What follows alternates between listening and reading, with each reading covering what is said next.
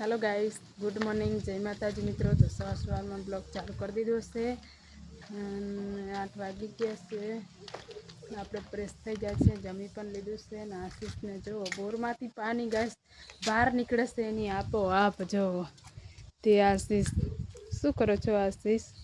સાફ કરું છું, પાંદડા બધા પડેલા છે ને અંદર પાંદડા પડેલા છે ને તે આશીષ કાઢે છે ગાઈસ। જો આ કુંડી પણ ભરાઈ ગઈ છે એની આપોઆપ બોર ઉભરાય છે। જો પાણી બહાર નીકળીને આ બાજુ જાય છે જો એની મિત્રો નીકમાં પાણી કેટલું જાય છે આટલું 24 નીકમાં કલાક પાણી ચાલુ રહે છે મિત્રો જુઓ 24 કલાક ગાઈસ એવું ને એવું બહાર નીકળ્યા કરે છે આખો દિવસ રાત દિવસ। ઉનાળામાં પણ આવું જ નહીં, ઉનાળામાં એવું વરસાદમાં રહે પણ ને ઉનાળામાં પણ બહાર જ નીકળે આવું ને આવું જ છે ગાઈસ પાણી તો રાત દિવસ ચાલુ જ રહેશે।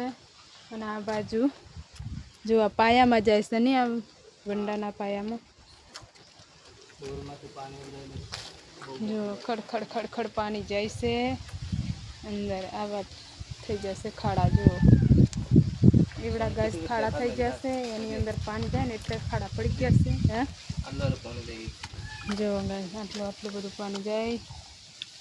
આશીષ પાણી કાઢે છે હવે કુંડી પણ ભરાઈ જીની કુંડીમાં કેટલા કચરો છે 24 કલાક ચાલુ એક થાય ચાલુ 24 કલાક ગાઈસ આવડું નાવડું જ પાણી રાત દિવસ ઉનાળામાં પણ એમ જ થાય આપોઆપ ઉભરાય આપોઆપ જ ઉભરાય છે ગાઈસ।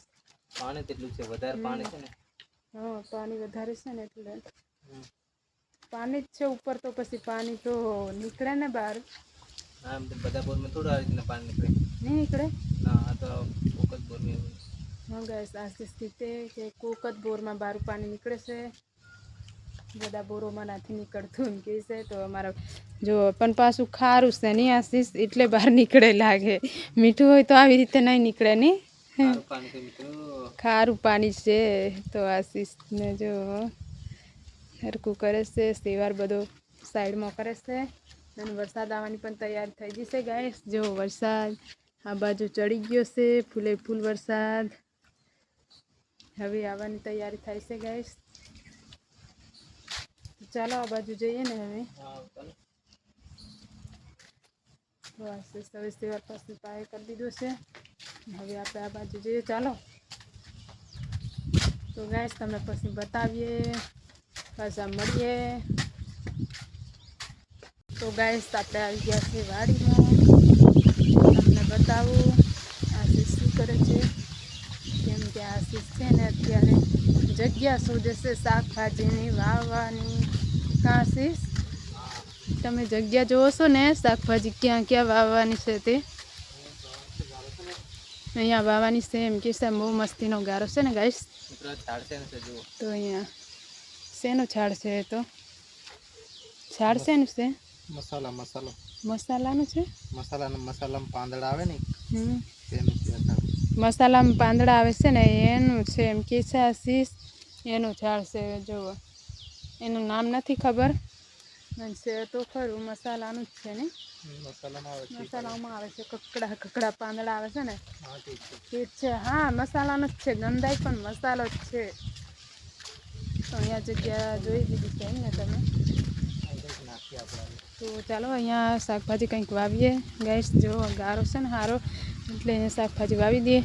આ બાજુ શું હતું રીંગણ તો નીકળી ગયા છે વરસાદના મરી ગયા છે એટલે હવે આમાં પણ કંઈક બીજું વાવશું નવું શાકભાજી વાવીશું ક્યાં છે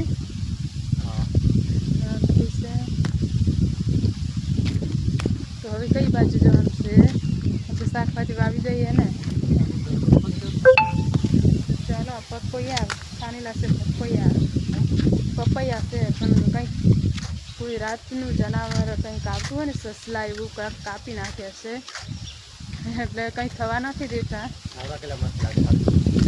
જો ગાઈસ ઝાડવા કેટલા મસ્તીના છે રસ્તાની સાઈડમાં ઝાડવા છે લાલ ફૂલવાળા લાલ ફૂલવાળા ઝાડ છે પાછા મળીએ હવે રૂમ પર જઈએ ને કંઈક વાવવાનું સેટિંગ કરીએ શાકભાજી બની હશે પાછા મળીએ પછી જમીને થોડી વાર રહીને આવીએ હો ને અત્યારે તો ભૂખ લાગી છે.